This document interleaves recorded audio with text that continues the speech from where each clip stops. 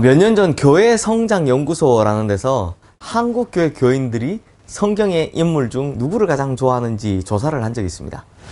한국 교회 교인들이 가장 좋아하는 성경의 인물 누구냐? 다름 아닌 오늘 본문의 야곱이었습니다. 그런데 야곱을 왜 이렇게 한국 교회 성도님들이 좋아하는지에 대한 이유가 재미있습니다. 그 이유가 야곱에게는 희망을 포기하지 않는 열정, 하나님의 축복을 얻기 위한 집요한 자세, 이런 것이 있는데 이런 것이 마음에 들었다라는 것입니다. 그래서인지 한국교회 교인들의 신앙생활의 특징을 말하라 라고 하면요, 하나님의 축복을 받기 위한 포기하지 않는 열정, 그리고 막 집요한 기도, 이런 겁니다. 확실히 이런 점은 참 닮은 것 같습니다. 그러나 오늘 본문을 통해서 우리가 오해해서는 안 되는 것이 있습니다. 축복을 받기 위해서라면 어떻게든 해도 된다라는 게 결코 아니다 라는 것입니다. 마치 야곱처럼 누구를 속여서라도 막 축복을 받아내기만 하면 된다는 것으로 오해하시면 안 된다라는 것입니다. 오히려 오늘 본문은 우리에게 이렇게 말씀하고 있습니다. 하나님의 복을 받아도 하나님의 방법대로 해야 한다라는 것입니다. 그렇지 않으면 복을 받아도 결코 복되게 살 수 없다라는 거죠. 오늘 본문에 등장하는 사람들은 모두 다 하나님을 잘 믿고 잘 섬기는 사람들입니다. 그런데 오늘 본문에서만큼은 이상하게도 한결같이 자기 마음대로 행동하지 하나님 말씀대로 하지를 않습니다. 그러므로 오늘 본문은 이 문제에 대해 이야기하고자 하는 것입니다. 그래서 왜 야곱이 장자의 축복을 받고서도 그렇게 험한 세월을 살았는지에 대한 말씀을 하는 거죠.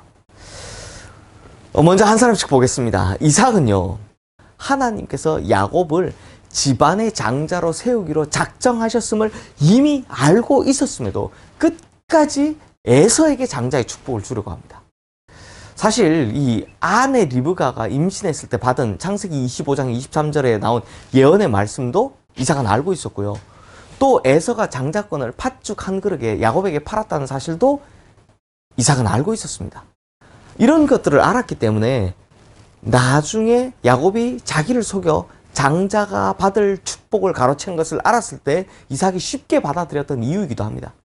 그럼에도 불구하고 이삭은 남성적이고 활달하고 또 사냥도 잘하는 그런 에서가 더 좋았습니다. 그래서 이삭은요, 아내 리브가도 야곱도 다 제외하고 오로지 에서만 따로 불러서 장자권을 수여하려 했던 것입니다. 그러므로 사람이요, 자기 마음대로 하려는 욕망이 생길 때 그게 얼마나 강한지를 보게 되는 것입니다. 또 아내 리브가는 어떻습니까? 리브가는 이삭이 에서에게 축복하려고 한다는 사실을 알았을 때 남편 이삭을 속여서라도 야곱이 장자의 축복을 받게 만듭니다.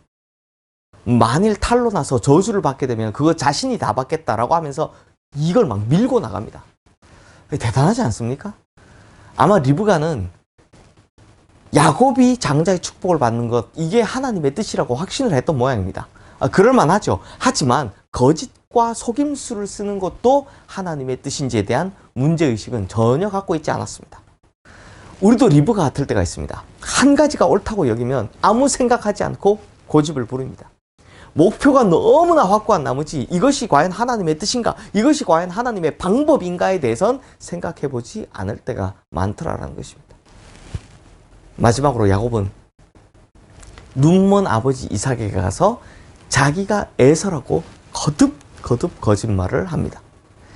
나중에 하나님의 이름까지 팔면서 거짓말을 해서 결국 장자의 축복을 받아냅니다. 하지만 그 결과가 뭡니까? 야곱은 장자의 엄청난 축복을 받았지만 전혀 축복받은 사람답지 않게 험하고 고생스럽고 고독한 삶을 살아가게 됩니다. 형 에서의 손에 죽을 줄 모른다는 그 두려움 속에 살아야 했고, 집을 떠나 20년 동안 객지 생활을 해야 했고, 또 삼촌 라반으로부터 속임과 고통을 당해야 했고, 심지어 나중에는 자식들에게로부터도 속임을 당하게 됩니다. 그래서 야곱이 늙어서 창세기 47장 9절 말씀에 보면요, 바로왕 앞에서 자기의 인생에 대해 한마디로 고백한 것, 그것처럼 그의 인생은 정말 험악한 인생을 살아가게 됩니다. 사랑하는 성도님들, 우리는 결코 하나님보다 지혜로울 수 없습니다. 하나님이 알지 못하는 것을 우리가 알 수는 없습니다. 그런데 마음에 집착이 가득해지면 하나님의 방법은 헤아려 보지도 않은 채 내 방식만 옳다고 생각하게 된다는 것입니다. 그렇다면 성도님들, 내 방식을 고집하게 되면 사실 우리는 하나님을 믿지 않는 것입니다. 그렇게 믿음이 없으니 하나님의 방법대로 살아야 한다는 결심을 못하는 것입니다. 오직 내 방식대로만 하는 것입니다. 이럴 때 우리로 말미암아 오히려 주님께서 곤란함을 겪게 되시는 거죠. 마치 인도의 간디가 영국에 있는 교회에 예배를 드리러 갔는데 이 터번을 벗어라, 터번 썼다는 이유만으로 쫓겨난 이후에 이런 말을 하죠. 자기가 이 세상에서 제일 좋아하는 사람은 예수님인데 자기가 이 세상에서 제일 싫어하는 사람은 예수 믿는 사람들이더라고. 결국 우리 때문에 주님이 욕을 먹게 되는 것입니다. 하지만 반대로 우리가 정말 하나님을 믿는다면 하나님의 방법대로 살아갈 용기를 갖게 됩니다. 앞선 교회 성장 연구소의 조사처럼 우리는 체질적으로 야곱을 닮았습니다. 그래서 오늘 본문을 통해 우리는 우리의 문제를 정확하게 깨달아야 합니다. 하나님의 방법대로 살지 않고 내 마음대로 내 생각대로 살아왔다면 이 시간은 회개하는 마음으로 기도하셔야 합니다.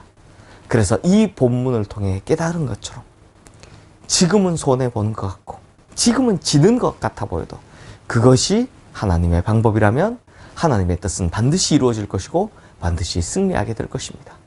그리고 이러한 믿음의 방법이 곧 축복을 축복답게 만들어줄 것이고 우리는 그 축복을 마음껏 누리게 될 줄로 믿습니다. 기도하겠습니다. 하나님, 축복을 축복답게 받는 성도가 되게 하여 주시옵소서. 아무리 하나님께서 약속하신 것이지만 하나님의 방법이 있고 하나님의 계획이 있음을 믿게 하여 주시고 우리가 그것에 잘 순종하게 하여 주시옵소서.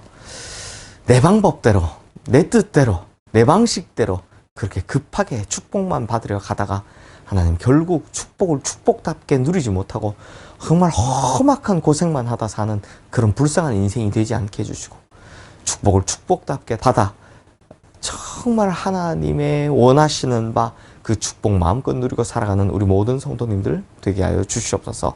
예수 그리스도 이름으로 기도드리옵나이다. 아멘.